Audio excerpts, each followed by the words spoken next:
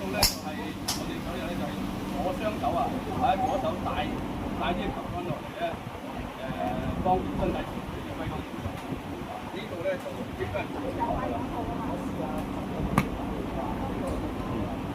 下半身轉咧，唔係你主動嘅，唔需要你自己主動嘅，你只係雙手貼住個身體翻嚟，佢就壓縮下半身去做個波啦。所以呢套咧就算係最簡單嘅揮桿動作，亦都係咧我最早學嘅揮桿動作。佢打得球。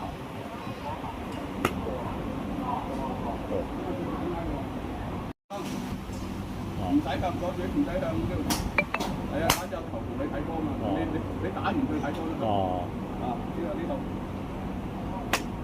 係，我咪話手打，即係打唔轉你啊！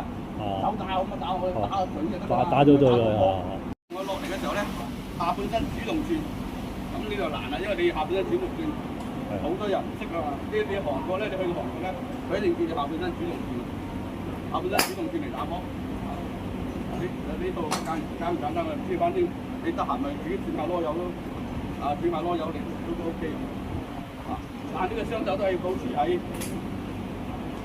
身體嘅後邊上邊。呢個係高球變嚟嘅。即係雙手喺上面喺後邊。呢個扭曲三角形咧，即係唔好打開。你一打開咧，變咗係打低波或者係冇力㗎啦。冇呢個 power。即係如果你打低波可以打開，但係通常你一打開太多，變咗勾細。所以咧，而家將講第二套先，講單字邊先。